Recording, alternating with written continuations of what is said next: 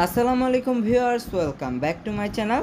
Viewers, আজকে আমি এই গরমের জন্য একটি পারফেক্ট রেসিপি উচ্ছে দিয়ে জাটকা মাছের রেসিপি নিয়ে হাজির হয়েছি। তো এই জাটকা মাছের রেসিপিটা কিভাবে তৈরি করা যায়, লেটস সি।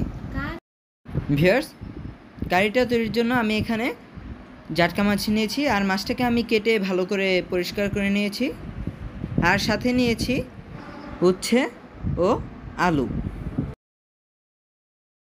অ্যাট ফার্স্ট আমি মাছটাকে কষিয়ে নেব, তাই আমি চুলায় একটি প্যান বসিয়ে গরম করে নিয়েছি। দিয়ে দেব তেল। তেলটা গরম হলেই আমি এখানে অ্যাড করে দেব পেঁয়াজ কুচি। পেঁয়াজটা প্রায় ভাজা হয়ে গেছে, এখন দিয়ে দেব হলুদ ও মরিচ গুঁড়া।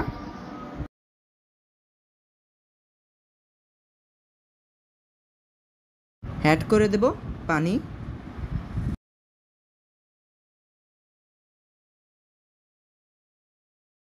দিয়ে দেব স্বাদ অনুযায়ী লবণ।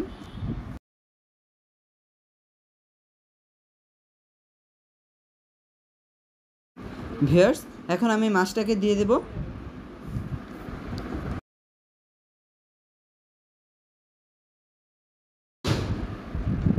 মাছটাকে কিছুক্ষণ আমি উল্টে পাল্টে ভালো করে কষিয়ে নেব, দেন এটাকে নামিয়ে নেব।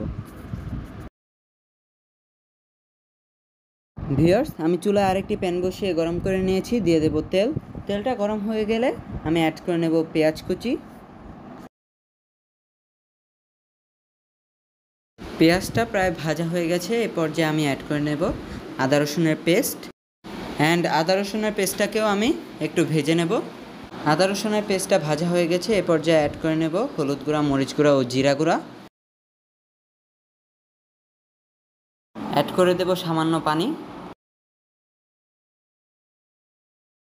দিয়ে দেব স্বাদ অনুযায়ী লবণ।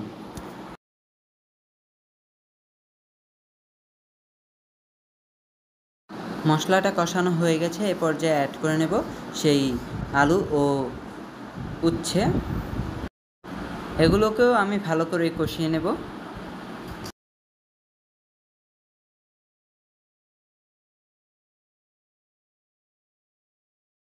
একটু ঢাকনা দিয়ে ঢেকে দেব যাতে সিদ্ধ হয়ে যায় আলু ও উচ্ছেটা।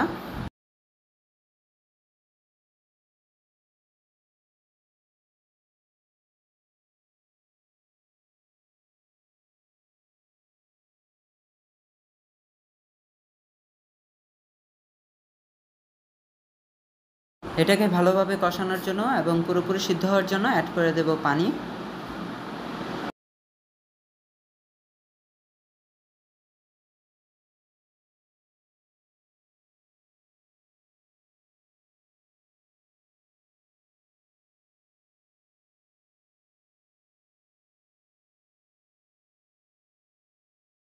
ঢাকনাটা উঠিয়ে আমি আরও কিছুক্ষণ নেড়ে দিচ্ছি, অ্যান্ড সাথে অ্যাড করে দিচ্ছি পানি। অ্যাট লাস্ট এই পানিটা অ্যাড করছি যাতে প্রপারলি সিদ্ধ হয়ে যায়। বলক উঠে এসেছে, এ পর্যায়ে আমি এখানে সেই কষানো মাছগুলো দিয়ে দেব। মাছটা খুবই আলতোভাবে দিতে হবে, অ্যান্ড সাথে আমি মাছের কষানো ঝোলটাও দিয়ে দেব।